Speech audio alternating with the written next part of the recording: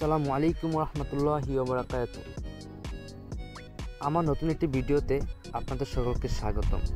যারা যারা আমার ভিডিওটি ফেসবুক পেজ থেকে দেখছেন তারা আমার ফেসবুক পেজটিকে ফলো করবেন, এবং যারা আমার ভিডিওটি ইউটিউব থেকে দেখছেন সবাই আমার চ্যানেলটিকে সাবস্ক্রাইব করবেন। আলহামদুলিল্লাহ, অবশেষে আমাদের বাড়িতে নতুন সদস্যদের আগমন হয়। আমরা নতুন সদস্যদেরকে বাজার থেকে কিনে আনি নাই, আমরা নতুন সদস্যদেরকে এনেছি আমাদের দাদাবাড়ি থেকে। আলহামদুলিল্লাহ, আমাদের নতুন সদস্যগুলো দেখতে খুবই সুন্দর এবং কিউট।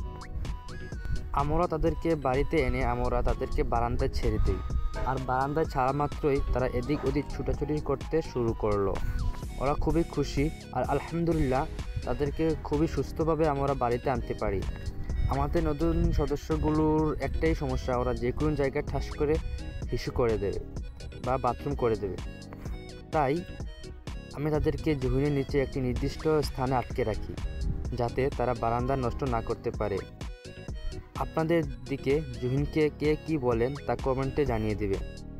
যাই হোক, কিছুক্ষণ পর তাদেরকে আমাদের বারান্দার পাশে ঘাসের জমিতে ছেড়ে দিই, কিন্তু ওরা তো নাসুর বান্দা, ওরা ঘাসের জমিতে থাকতেই চায় না, বারবার ওরা বারান্দায় চলে আসে। আমি ওদেরকে ঘাসের জমিতে নামিয়ে দিই, আর ওরা বারবার লাফ দিয়ে বারান্দায় উঠে আসে। তারপর আর কি করব, বাধ্য হয়ে বারান্দার দরজা আটকে দিই। তারপরও লাফ দিয়ে দরজার পাশে উঠে বসে থাকে। ওরা কিছুতেই খাবার খাইতে চায় না, কারণ ওরা নতুন, আর নতুন জায়গায় যে কোনো জিনিসেই গেলে খাবার খেতে চায় না।